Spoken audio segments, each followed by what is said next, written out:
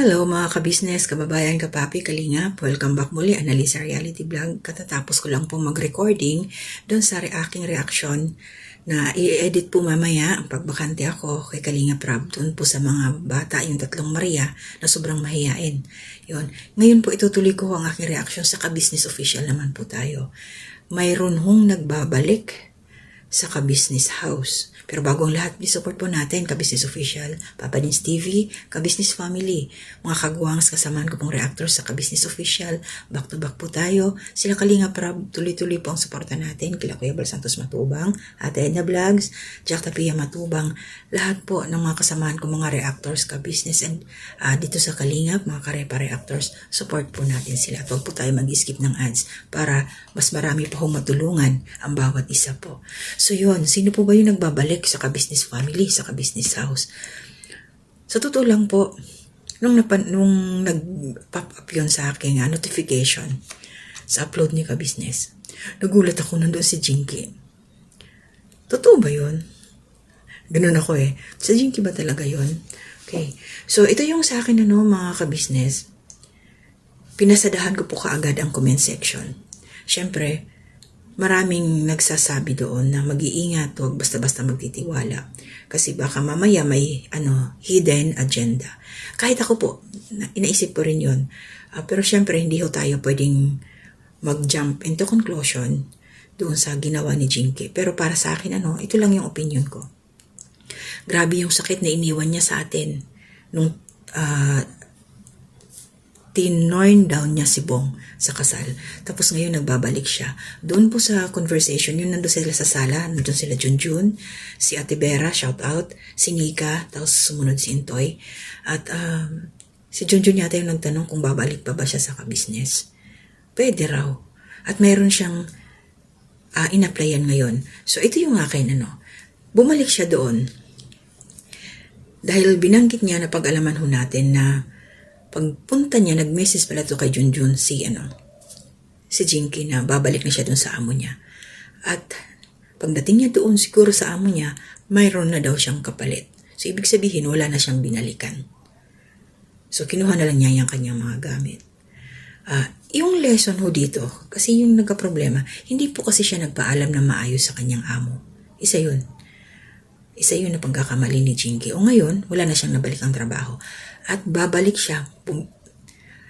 Lakas loob. Balik sa Kabisnes.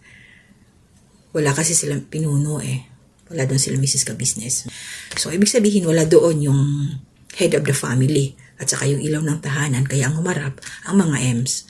At saka si Intoy. So, ano ngayon ang mangyayari, Jinky? Ito, pasensya po mga kabisnes, ito lang ang nasa isip ko. Dahil wala na siyang babalik ang trabaho, babalik siya sa Kabisnes Family, magbabaka sakali, baka tanggapin siyang muli. So, lalabas dito, parang naging panakipbutas na ang Kabisnes Family. Nandun si Bong, dumating si Bong kausap sila. Sabi nga ni Bong, kung gusto, kung balik na lang, pinababalik na lang niya si Jinky. Pero sabi naman nito, meron daw siyang ina-applyan, ayun, nag-apply daw siya malapit dun sa lugar, Silito. Hindi natin alam kung totoo. So, ang sabi niya, March daw malalaman. March na po.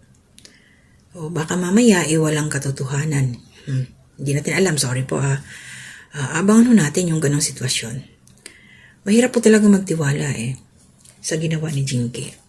Kailangan kapain, siguraduhin. May mga kondisyonis na pagkaganyan. Kondisyon talaga.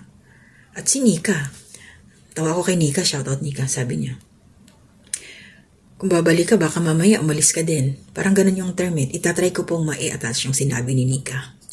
Natawa talaga ako kahit si Intoy. Ano na sila? Real talk. Tama naman yun Diba? Siguro ito ngayon, syempre, Pilipinas, ang hirap ng buhay. Pasensya po, ang totoo po talaga. Kahit kami may mga trabaho dito, damang-dama ho namin ang hirap sa Pilipinas. Lalo na ho kami na nandito sa labas dahil kami po ang nagbabayad ng mga bills. Kami po, damang-dama namin yung hirap talaga. Kaya, ayun, ito si Jinky, syempre nakikitira siya doon sa tiyahin niya. Syempre, yung konsumo, araw-araw kakain. Kaya, ayan, nilakasan niya yung loob ngayon, lipat sa Kabisnes. Balik. Hindi pa pala balik. Hindi natin alam kung ano yung magiging Desisyon mula Mr. and Mrs. Ka-Business.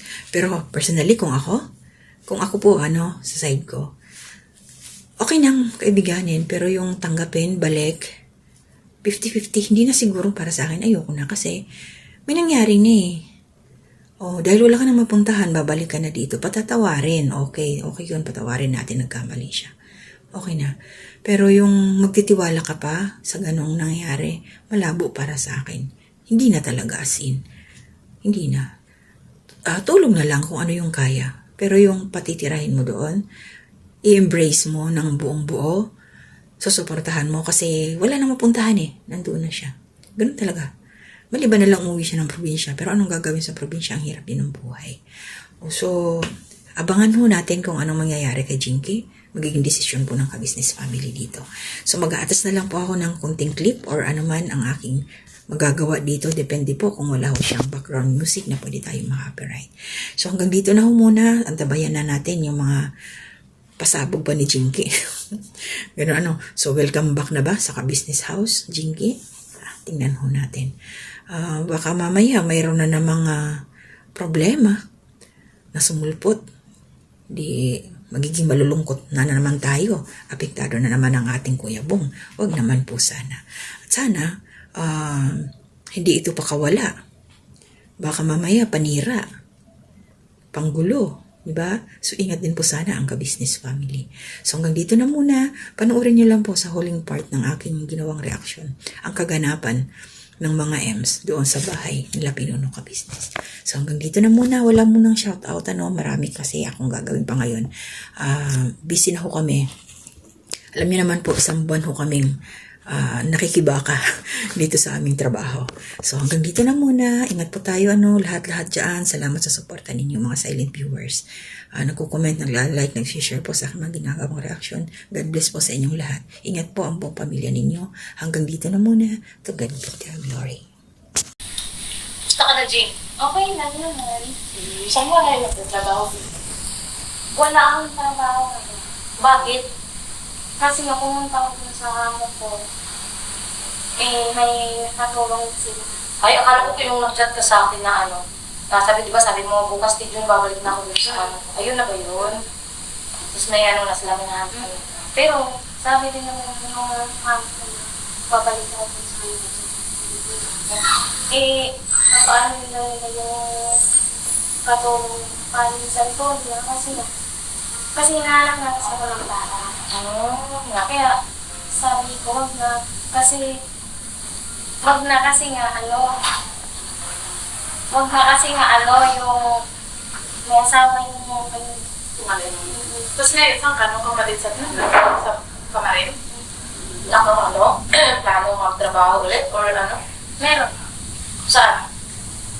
Ha? Silito. Ha? Silito? Tawa na tibira. Silito na labas. Ha? Doon silito. Doon sa may sa may malapit na sa Fairview? Yung sa city. Silito. Ano ba yun? Basta lugar yun dyan, dadaanan papuntang Fairview. Ano yung kainan? Ang lugar na? Kala ko kainan. Ano, nakita mo kayo mo? Oo, naman. Pero kumusta? Honest ko lang siya yung honest. Namimiss mo? Siyempre naman! Ano, pero ko rin, sige po. Kumusta, sige po. Okay naman siya. Okay na. Sabi na kumusta sa'yo. Nasa atin sige po, pero kumusta. Buti na padala pa dito. Oo naman, siyempre. Oo nga pala nung nagsabi ka sa akin nung nakalaan. Sabi ko naman, hindi lang naman nagtaan. Wala ka ng trabaho? Bakit? Kasi nga daw may kumalat na dun sa Pero may papasok ka nila. bahay na yun. Di ka bababalik dito. Kabisnes. Pwede naman. Don't you want to be with us? Alis ka ako. Alis ka din agad. Baka ako na naman makasama mo rin ito. Alis ka agad. Baka pag ako na naman kasama mo rin ito. Alis ka agad. Hindi. Hindi ko naman ilubos pagkain.